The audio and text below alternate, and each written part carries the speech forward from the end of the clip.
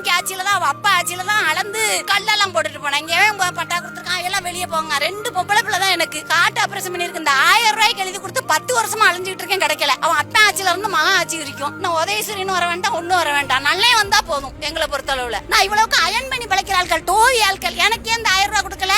உதவி தொகை எங்க அங்க போய் கொடு, இங்க போய் கொடுன்னு அலைய வச்சாங்க. எல்லா இடத்துக்கும் 5 இடத்துக்கு போயிருக்கேன், ஒரு இதுவும் வரல. என்னன்னு அடுத்து டிஎம்கே வரணும். டிஎம்கே ஊருக்குள்ள விடக்கூடாதுங்க. நானு இந்த ஊருக்கு வந்து 80 வருஷம் மண்ணெண்ணெய் விளக்க பிடிச்சிட்டு வந்து நாங்க இருக்கோம். பட்டா கிடையாது, இயற்கை கூடு கிடையாது. இப்ப காலி பண்ணலாம், பர காலி பண்ணா நீஸ் வந்துருச்சுங்க. பொம்பளை பிள்ளைங்க எல்லாம் வம்பா போயிருக்காங்கன்ட்டு அதெல்லாம் அவங்க கொஞ்சம் கண்டிஷன் பண்ணி கேட்கணும். அது கேட்க மாட்டாங்க. இது வரைக்கும் அந்த பிரச்சனைகள் கொஞ்சம் நம்ம நாட்டுல தான் இல்லாம இருந்துச்சு. இப்ப அது கொஞ்சம் தலைவிரிச்சு அடுத்து அதெல்லாம் கண்டிஷன் பண்ணி கேட்டிருக்கணும். ஃப்ரிட்ஜ் வந்து இது வரைக்கும் யாருமே கொடுக்காத திட்டம். அது வந்து இல்லாத எவ்வளவோ கஷ்டப்பட்டவங்க இருக்காங்க வறுமை கோட்டு கீழே. அவங்ககிட்ட எல்லாம் ஃப்ரிட்ஜ் இருக்கா இல்லையான்னு தெரியல. ஆனா அது கொடுக்கறது நல்ல திட்டம் தான். கல்வி கடன் கொடுக்கறதெல்லாம் நல்லதுதான். அது தள்ளுபடி பண்றதும் நல்ல விஷயம் தான். அதனால இந்த திட்டங்கள்லாம் வரவேற்கக்கூடியதுதான். வர்றவங்க நல்ல நாட்டை பார்த்துக்கிடணும், அவ்வளவுதான். இந்த பெண்களுக்கு எந்த இதுவும் வரக்கூடாது.